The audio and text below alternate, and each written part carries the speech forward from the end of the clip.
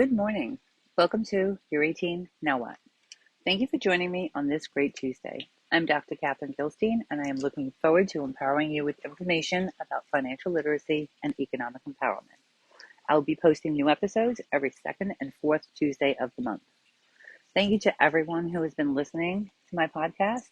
I have listeners from 7 countries, and everyone is finding me on Apple, Spotify, and iHeartRadio mostly. I am so appreciative of all of you that listen, like, and share my work, so please continue to do so. I also want to share that I will have interviews coming up, and I have received great feedback from people who want more interviews and people who want to be heard on my podcast.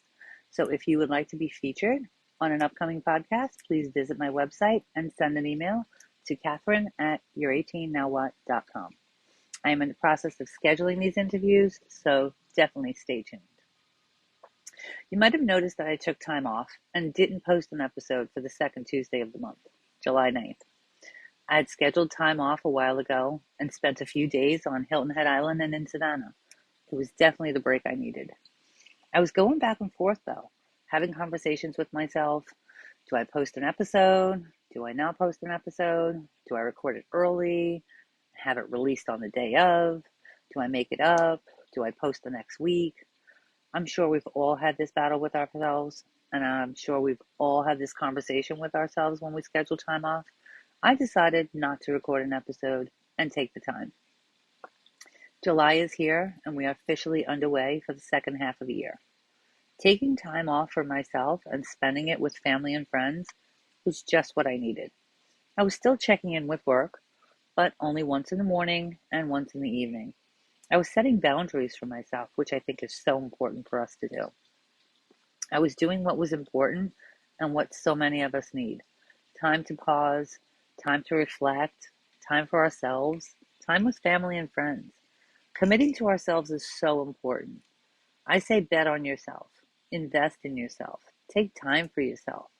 So it was only fitting that I do the same for me and follow my own advice, right? I've spoken a lot over the last 6 months about what you can do for yourself. I spoke about tackling debt, prepping for tax season, building savings, organizing financial documents, organizing pet documents, they're just as important, maximizing investments, reviewing accounts and rates, and not just reviewing the savings accounts or investing accounts, but also reviewing accounts and rates for any debt you may have. How much interest are you paying on those credit cards that you have outstanding? Look into that. I also spoke about reviewing your credit file and making sure that it is up to date. That's definitely at least once a year to check.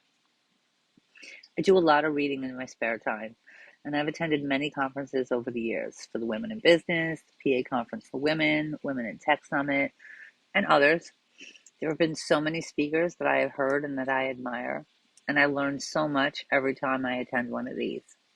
I've met great people over the years, great authors, great speakers. I've had books signed. It's been wonderful. I recently listened to a talk by Cheryl Lee Ralph, and she summed it up perfectly when she said, "Stay ready so you don't have to get ready." Hear that again. Stay ready so you don't have to get ready. This resonated so much for me. If I can take the time to take care of me, and I can be as prepared as I can for most situations, because we can't have everything under control, then I won't need time to get ready. I'll already be waiting and ready for what's out there. I see it as a matter of being proactive instead of reactive. Again, proactive, not reactive. So, what can you do for yourself? Look at increasing your retirement savings with your company. If you're contributing 3% right now, what about increasing it to 4%? Literally takes 5 minutes. One form, one signature, send it in. This 1% difference can make a big impact over the years. And 1% less of what you're getting in your check, it's not going to be that much. It's not going to be that big of a deal. I think everyone can be able to do that. Rebalance your portfolio. Have you looked at your portfolio that your company has for you? Have you reviewed your asset allocations? Are they working for you? Do you have too much invested in bonds and not enough in stocks? Have you even checked it? Really important to check it. What about starting our holiday fund now? There are officially 155 days until Christmas. There are companies that are having Christmas in July sales going on right now. Anyone who knows me knows that I absolutely love Christmas in July Hallmark movies. I probably watch 25 of them, not even kidding. If you see a gift for a certain someone, get it now. Why wait until the last minute when you could take a few things off your plate now? Start setting aside a little bit of money each week into a separate account that you can use for your holiday shopping. And yes, into an account that is getting more than 0.25% interest. There's no reason to stress yourself at the 12th hour and put all your holiday shopping on a credit card. That doesn't make financial sense. Now, of course, another one of my sayings, I plan, God laughs. So I also know I spend time planning and then God spends time laughing. And I'm okay with that.